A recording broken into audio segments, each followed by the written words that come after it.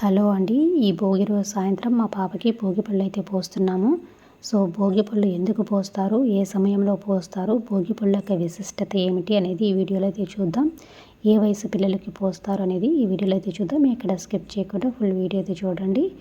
భోగి పళ్ళుగా మనం రేగి పండ్లు, బంతి పువ్వు రెక్కలు, అలాగే చిల్లర నాణ్యాలు, అక్షింతలు, చెరుకు ముక్కలు, నానబెట్టిన శనగలు కలిపి పిల్లల నెత్తి మీద అనేది పోస్తామన్నమాట.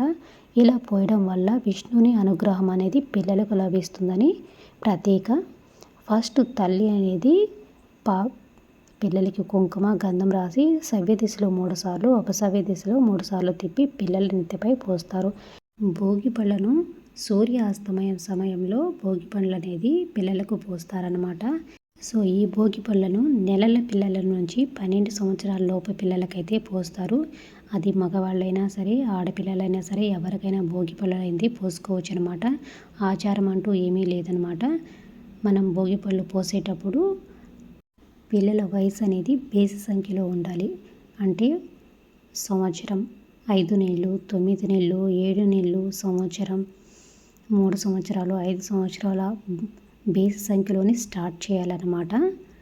భోగి పళ్ళను పోయడం వెనుక ఉన్న శాస్త్రీయ కోణం ఏమిటంటే, భోగి పళ్ళను పిల్లల నెత్తిపై పోయడం వల్ల పిల్లల తలపై ఉండే బ్రహ్మరంధ్రాన్ని ఈ భోగి పళ్ళు ప్రేరేపితం చేసి జ్ఞానాన్ని పెంపొందిస్తాయని విశ్వాసం అన్నమాట. రేగి పండ్లను బదిలీ ఫలాలంటారు. ఇవి విష్ణుమూర్తి యొక్క స్వరూపం అన్నమాట.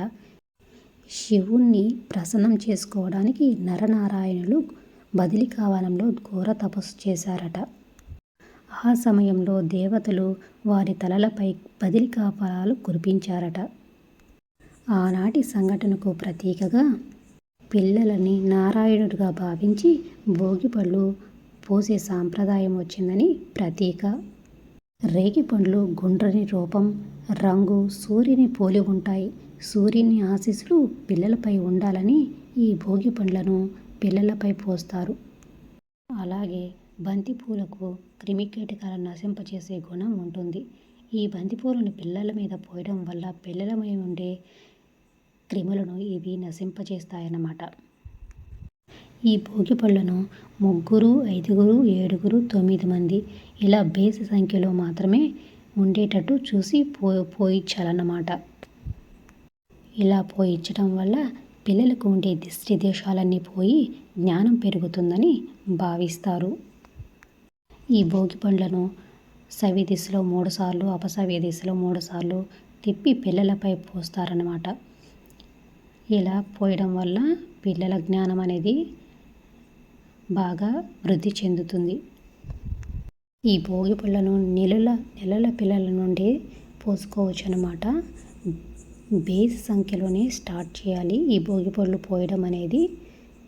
సో ఇలా భోగి పళ్ళు పోసిన తర్వాత అందరికీ తాంబూలం అనేది ఇవ్వాలన్నమాట. ఈ పాప కూడా పోస్తుంది. భోగి పళ్ళను సూర్యాస్తమయ సమయంలో మాత్రమే పోయాలి. ఇలా భోగి పళ్ళు పోసిన తర్వాత పిల్లల చేత తాంబూలం అనేది అందరికీ ఇప్పించి లాస్ట్లో వాళ్ళకి ఎర్ర నీళ్ళు అనేది దిష్టి తీసి పోయాలి. ఇలా ఏ వయసు పిల్లలకైనా 12 సంవత్సరాల వయసులో ఏ వయసు పిల్లలకైనా చేయొచ్చు అన్నమాట. సో ఈ భోగి పళ్ళ వల్ల పిల్లల మేధాశక్తి అనేది పెరుగుతుంది. ప్రతి ఒక్కరూ భోగి పళ్ళు అనేది పోసుకోవచ్చు అన్నమాట.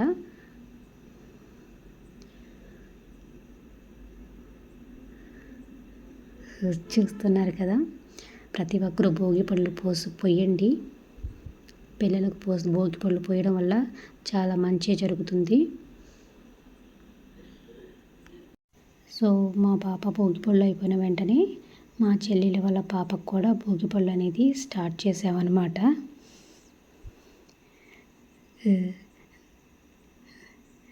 ఎత్తిపోస్తున్నారు.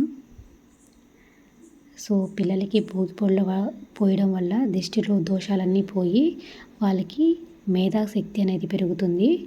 ఖచ్చితంగా ప్రతి ఒక్కరికి వీలుంటే మాత్రం భోగి పళ్ళు అనేది పోయండి. సో వయసు అనేది బేస్ సంఖ్యలోనే ఉండాలి.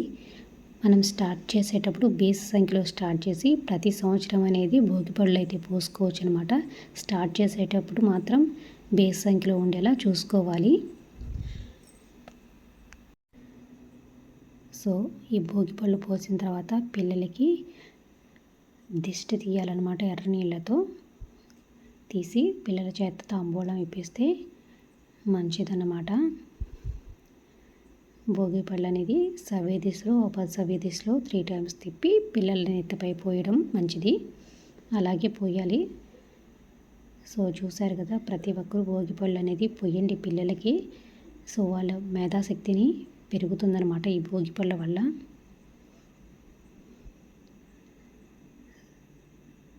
సో చూస్తున్నారు కదా. సో ఈ విధంగా భోగిపళ్ళు పోసిన తర్వాత భోగిపళ్ళల్లో ఉండే చిల్లర నాణేలను మనం వాడుకోకుండా పేదవారికైతే దానం చేయాలి, మనం వాడుకోకూడదు. అలాగే భోగిపళ్ళను ఎవరు తొక్కని చోట పోయాలి. వాటిని తొక్కకుండా చూసుకొని వాటిని తొక్కని చోట పోయాలి లేదా పారే నీళ్ళలో వదిలేసేయాలన్నమాట.